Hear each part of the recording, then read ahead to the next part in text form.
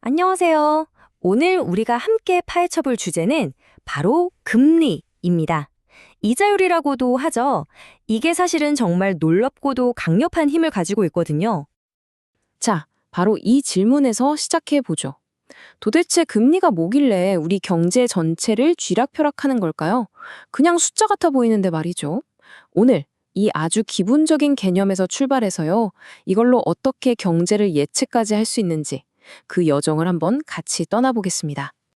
핵심은 정말 간단해요. 금리는 말이죠. 그냥 돈의 가격이라고 생각하시면 됩니다. 우리가 돈을 빌릴 때 내는 비용, 또 반대로 빌려줬을 때 받는 보상, 바로 그거죠.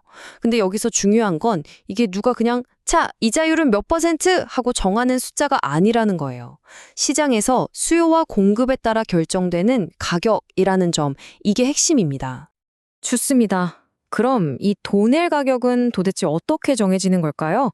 이걸 두고 아주 오랫동안 팽팽하게 맞서온 두 가지 큰 이론이 있습니다. 한번 들여다보죠.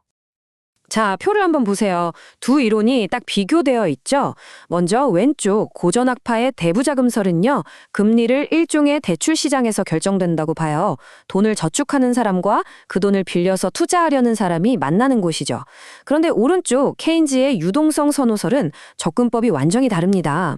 이건 중앙은행이 돈을 얼마나 푸느냐, 그리고 사람들이 현금을 얼마나 갖고 싶어 하느냐, 이 둘의 힘겨루기에서 금리가 결정된다는 거예요. 그러니까 대부자금설의 관점에서 보면 금리는 아주 현실적인 이유로 움직이는 거예요. 예를 들어서 어떤 회사가 와, 우리 공장 하나 더 짓자 하고 결심하면 돈을 빌려야겠죠.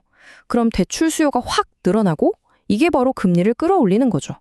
아주 간단하게 저축하려는 돈과 투자하려는 돈이 만나는 그 지점에서 금리가 딱 정해진다는 겁니다. 그런데 케인스 생각을 완전히 달랐어요. 금리는 그런 실물 경제보다는 화폐 시장에서 결정된다는 거죠. 자, 생각해 보세요. 중앙은행이 시중에 돈을 얼마나 풀었는지, 이게 공급이고요. 사람들이 주식이나 채권 대신에 얼마나 현금을 그냥 손에 쥐고 있으라고 하는지, 이걸 유동성 선호라고 하는데 이게 수요인 거예요. 이 둘이 만나서 금리가 정해진다. 그러니까 여기서는 중앙은행의 힘이 어마어마하게 중요해지는 거죠. 자, 지금까지는 좀 이론적인 이야기였죠? 이제부터는 진짜 현실 세계로 들어가 보겠습니다. 현실에서는 금리가 딱 하나만 있는 게 아니잖아요. 아주 복잡하고 다양하거든요. 그럼 이런 질문을 던질 수밖에 없죠. 돈의 가격이라면서요. 그런데 왜 은행 예금 금리 다르고 대출 금리 다르고 국채 금리랑 회사채 금리가 다 다른 걸까요? 여기서부터 이야기가 훨씬 더 재밌어집니다. 금리가 제각각인 이유는 바로 위험 때문입니다. 여러 가지 위험이 있어요. 예를 들어 이 돈을 빌려줬다가 떼이면 어떡하지? 하는 채무 불이행 위험. 또 이 채권을 팔고 싶을 때 바로 현금으로 바꿀 수 있나? 하는 유동성 문제. 그리고 이 사람이 돈을 잘 갚을 사람인지 알아보는 데 드는 정보 비용. 마지막으로 세금까지. 이런 것들이 다 합쳐져서 금리를 결정하는 거예요. 그중에서도 제일 중요한 게 바로 이 채무불이행 위험 프리미엄인데요. 쉽게 말해서 돈 떼일 위험에 대한 위험 수당 같은 거예요. 생각해 보세요. 망할 걱정이 거의 없는 정부한테 돈 빌려주는 거랑 언제 어려워질지 모르는 회사에 돈 빌려주는 거랑 같을 수가 없잖아요. 당연히 회사에 빌려줄 때 이자를 더 받아야겠죠? 그 추가 이자가 바로 이겁니다. 자, 이제 드디어 오늘의 하이라이트입니다. 이 모든 이야기를 하나로 모아줄 수익률 곡선이 등장할 차례거든요. 이건 뭐냐면요. 신용도는 똑같은데 만기, 그러니까 돈 갚는 날짜만 다른 채권들의 금리를 쭉 점 찍어서 연결한 그래프예요. 일종의 금리 지도 같은 거죠. 바로 이 수익률 곡선이 왜 중요하냐? 이게 마치 경제의 미래를 보여주는 수정 구슬 같기 때문입니다. 우리가 지금까지 배운 개념들이 다 합쳐져서 어떻게 경기 침체를 예측하는 강력한 도구가 되는지 그 비밀을 지금부터 알려드릴게요. 이 수익률 곡선이 왜 특정 모양을 갖게 되는지 또 어떻게 움직이는지를 설명하는 여러 이론이 있는데요. 그중에서 가장 설득력 있는 걸로 꼽히는 게 바로 유동성 프리미엄 이론입니다. 이 이론이 모든 걸 설명하는 핵심 열쇠라고 할 수 있죠. 자, 유동성 프리미엄 이론을 이해하려면 먼저 그 재료가 되는 기대 이론부터 알아야 해요.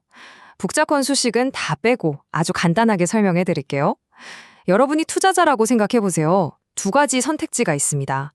첫 번째는 그냥 2년짜리 채권을 한 방에 사는 거.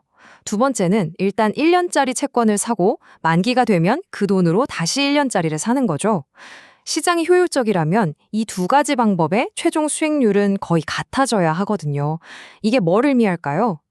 바로 지금의 2년짜리 장기금리 안에는 시장이 예상하는 1년 뒤에 1년짜리 단기금리에 대한 정보, 즉 기대가 이미 녹아있다는 뜻입니다. 그리고 여기에 한 가지가 더 추가됩니다. 바로 유동성 프리미엄이죠. 아무래도 1년만 돈을 묶어두는 것보다 10년 동안 묶어두는 게 훨씬 더 불편하고 무슨 일이 생길지 모르니 위험하잖아요.